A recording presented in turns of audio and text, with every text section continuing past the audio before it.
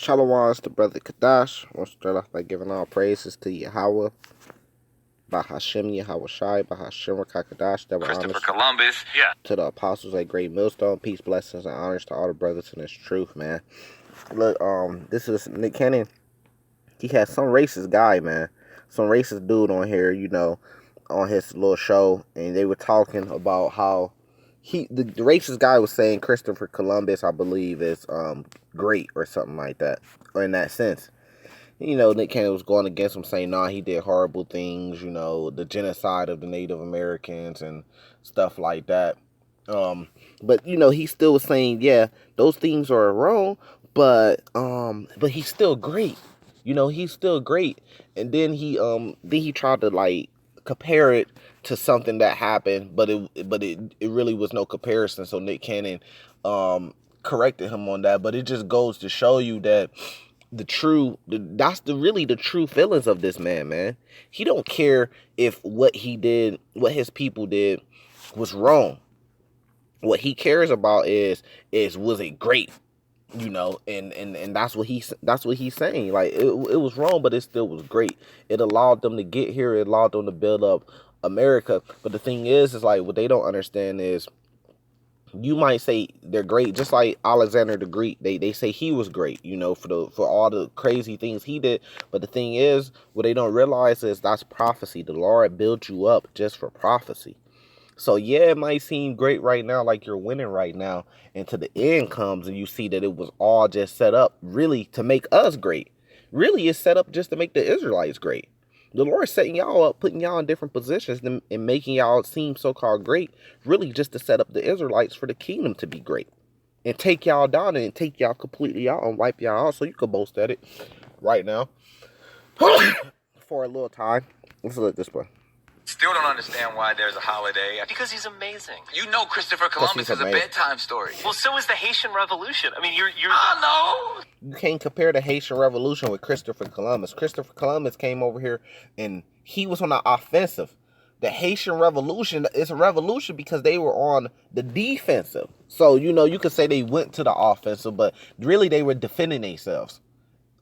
Christopher Columbus, he didn't have to defend himself from Native Americans. They weren't messing with him. He came over here, and, to the islands and stuff first, and he was on the offensive. There's a difference. But, they say anything to justify their wickedness, man. They wicked as, man, let me stop. They wicked as fuck, man. So they gonna get took down. Like what are you talking about? They were killing women and children? They were killing people that was because the they were jewel of the Caribbean. They were enslaved. You were treating them like property and animals. So you know what? Fuck this. I can't take it no more. I'm killing all y'all motherfuckers. Like, I understand that. I understand that sentiment as well, even if I don't endorse it. But Christopher Columbus, nobody was fucking with him. He came and started fucking with people. People were enjoying themselves, and he brought famine, disease, and just raped and pillaged everything. But at some level, you have to own the blood and the guts. Like, why would you guys want to go protect statues of losers who were... So you say at some point you got to own it, right? And Nick Cannon he be speaking some truth, man. It's just when the kitchen get hot, he folds. I mean, if that's a great analogy, when the books stack up against him, then he folds. Some people stand tall, but the thing is, it's like he was speaking some truth right there, and I like how he directed it towards him by saying you, to let it be known this is you, this is your ancestors, so you are your ancestors. I like that. This is Proverbs 29 verse 16. When the wicked are multiplied, transgression increase, but the righteous shall see their fall. So, the wicked was multiplied, especially when they came over here to the Americas and they became the so-called majority, and the Israelites became the so-called minorities over here because they multiplied themselves because they was doing genocide pretty much. And the thing is then the righteous went down.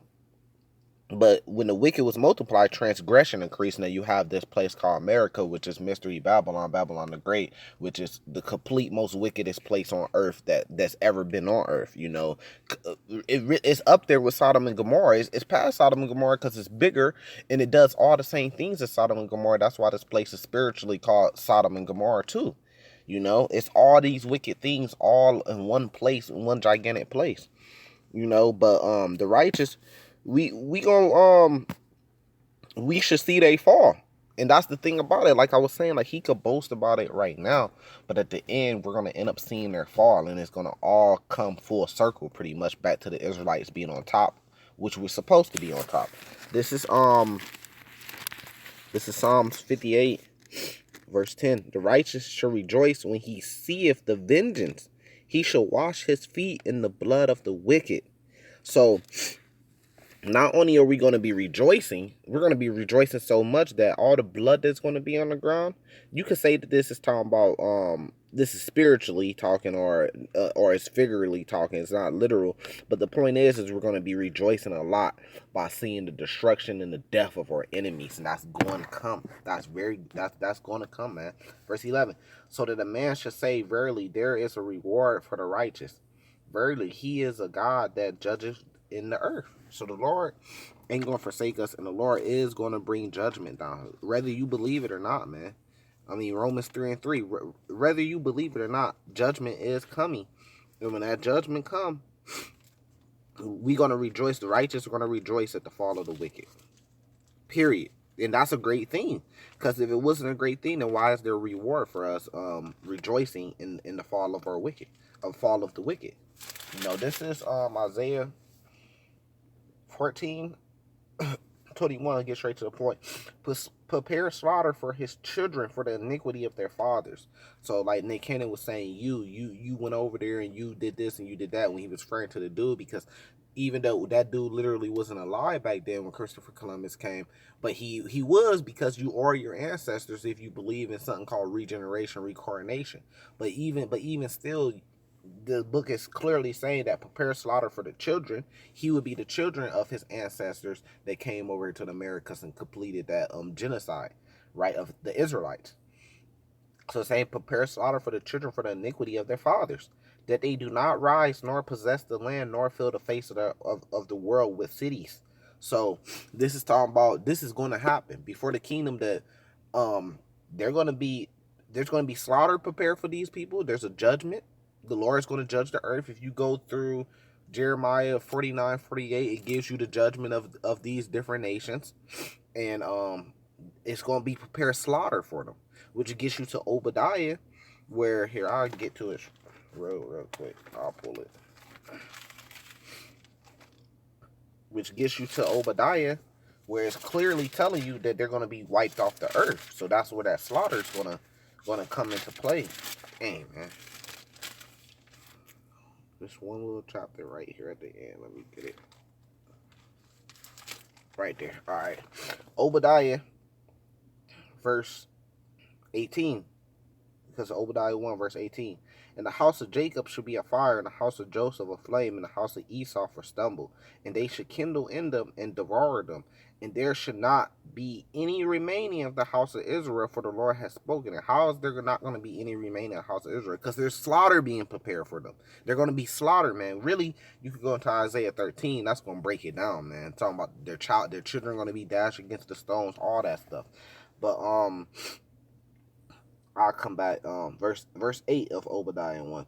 Shall I not in that day, say the Lord, even destroy the wise man out of Edom, and the understanding out the mount of Esau? And thy mighty man, O Teman, shall be dismayed, to the end that every one of the mount of Esau may be cut off by slaughter. See, there you go. It matches up. Esau is going to be cut off by slaughter, and then Isaiah 14 says, prepare slaughter for the children for the iniquities of their fathers. So that's who it's talking about when it says prepare slaughter. It's talking about Esau, man. It all matches up. Esau is having slaughter prepared for him. That's going to be the destruction of the Lord for the iniquities of what their fathers did. Because why? They are their fathers.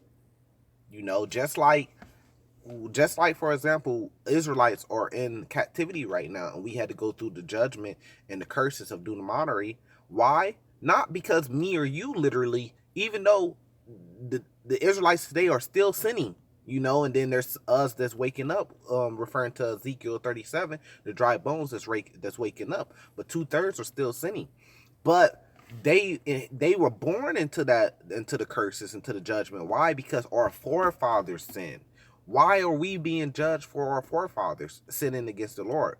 Well, we're being judged because we are our forefathers. That's why we believe in the reincarnation, regeneration. We are our forefathers. So that judgment is still coming down onto us, and then at the same time, we're still sinning as a people as a whole, because the majority of 2/3 are going to be wiped out. Only 1/3 is going to be saved with the elect. So that's how it all adds up and makes sense. But he could. I'll let it play again. He could talk his shit all he want, but at the end of the day, they getting took down, man.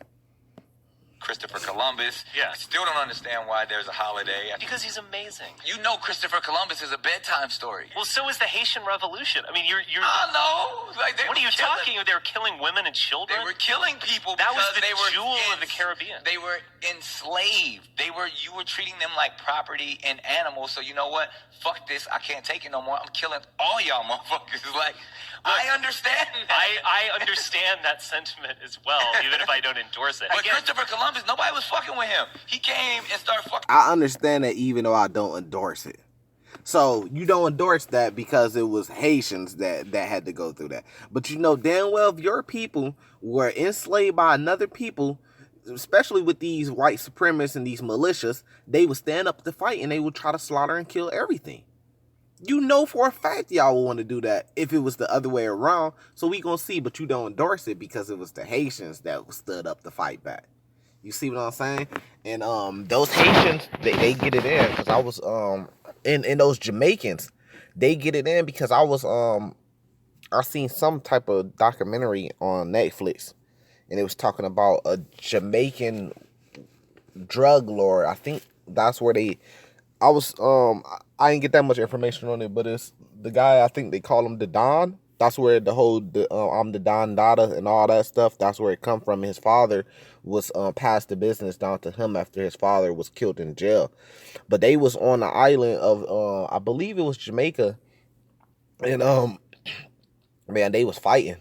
It was one of those islands, man. I could be wrong, but they was fighting. They pretty much had their own section of the whole island where they had shootouts with the police. I'm talking about big shootouts with probably like close to 100 people, if you count both sides, and people were getting killed because police tried to come in and take down that drug lord, but the people was fighting against the police, man. So they was fighting back, So there's been times where Jake fought back, but the thing is, it doesn't matter. There's been times where the so-called Negroes in America, they stood up and fought back.